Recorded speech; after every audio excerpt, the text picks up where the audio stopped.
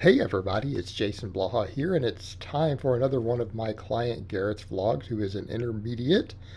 And a lot of people, some of them complained about his Christmas lights. Guys, it's Christmas time, get over it. They'll be gone here shortly. And some people had asked, hey, with some of his numbers, how can you say he's an intermediate? He's not lifting. Look, I've made multiple videos on that explaining why those old standards are not necessarily true. And those intermediate and novice strength standards I give only work for people who trained super hard their first year. In other words, if you missed your true novice window, you're going to have to go to intermediate programming before you reach those numbers. All right, this is why I tell people if you goof off and you don't bulk, like I don't care, like if you're fat, then cut, but if you're not morbidly obese, you need to spend your first year in the gym bulking and following a serious progressive overload barbell program. If you don't, you will waste your noob gains.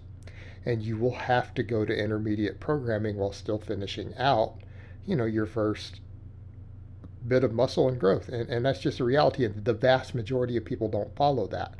Very few people follow one of my programs or starting strength or strong lifts or whatever from day one and eat heavy. They just don't. So therefore, they don't ever see true noob gains in the first year. It's rare, unfortunately. Okay, so we need a context for that. So yes, he's closing in on a 400 deadlift now. But his first workout, we did bench, and he went AMRAP on his 90%. It's like, I got 6 reps. I'm like, Garrett, look at your sheet. It wasn't an AMRAP. A lot of my guys, they're not checking that, and they're thinking, hey, these 5 and 3 rep weeks are always AMRAPs, and they always are on the 5s. They always are on the 5s, but on the 3s, not always. Because I can assess those 5s, and then I can use the 3s a lot of times without beating my lifters up, without them having to take a 90% training max all the way to the limit, because I can estimate their next training max from the 5 rep week, and then they have a full extra week or two to gain strength before we test the new training max, and then we ramp it up. His training is, again, pretty consistent right now, though. What are we doing? What are we doing? Well, I don't think we got face pulls shown on that one, but I've added, we're doing face pulls also.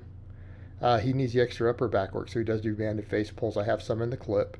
But we do bench, we do dumbbell flat bench, he does one-arm dumbbell rows, and he does body weight pull-ups for high reps. That's his bench day. Squat day, we do a heavy squat, and we do rep work for back off. He does goblet squats, and he does good mornings. Now, people will note that's a lot of quad volume. They're like, wait, he's doing 5 sets of back squats after his heavy work and then 5 sets of goblet squats. I'm like, yeah, that's a lot of volume. And as it's pointed out, some people said, how could he get enough tension on the goblet squats? Because we're already fatigued, right? We're simply stimulating metabolic fatigue on those goblet squats after we've done all the other squatting. In the case of someone like him, his knee tendons have needed it. He had knee tendonitis, and we've cured it by doing the high rep goblet squat back off work. That's helped, along with hamstring work.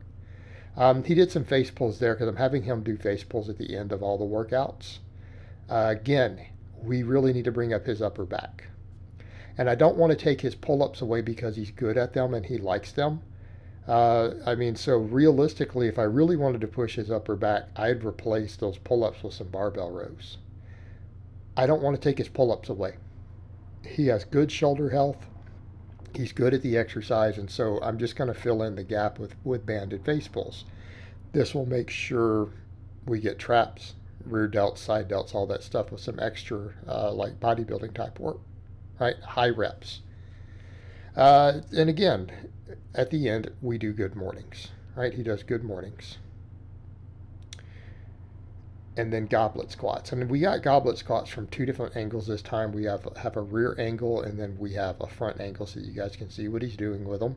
And for those curious, he is tall. He is 6'4", just like Jack. So I have 2 really tall lifters, and then I have some other lifters who are shorter and at different heights, right? So again, this is really good because it shows the mechanics differences. And here's the thing. What are you guys noticing with all my tall, lanky lifters? They all need extra squat volume, don't they? They all need extra leg work.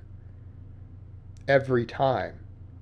We can't just squat heavy, right? I have shorter lifters. I have a 5'7" lifter who squats around triple his body weight right now. Okay. We've historically gone with phases of doing minimal quad and leg work. He's doing some now. But I mean, again, different structure. Guys like Garrett, guys like Jack, we have to do the extra leg work. Lanky guys are not going to build big legs just squatting heavy, unfortunately. It just has to do with their leverages. We've got to have the supplemental work to get them big so that they can squat more. Now, they do really well on overhead pressing. That's something that a lot of people notice.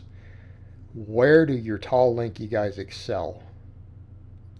Deadlifts and overhead press.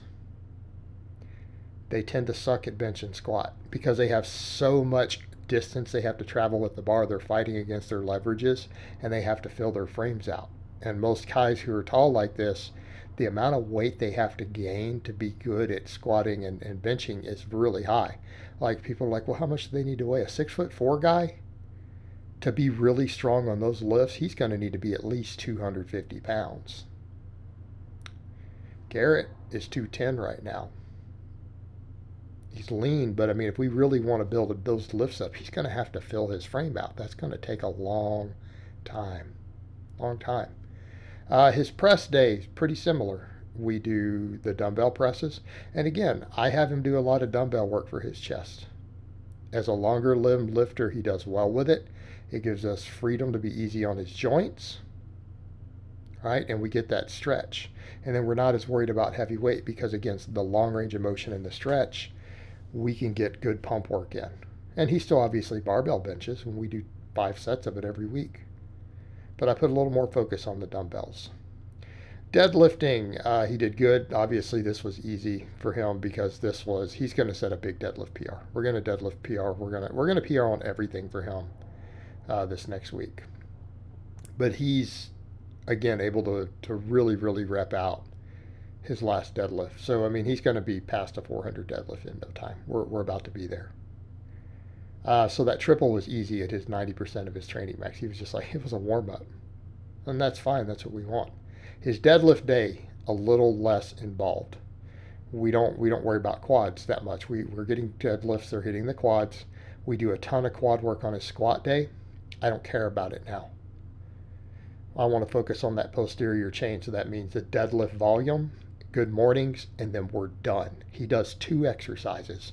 But when you look at the volume, it is a ton of volume for those 2 lifts. And that's all he needs right now.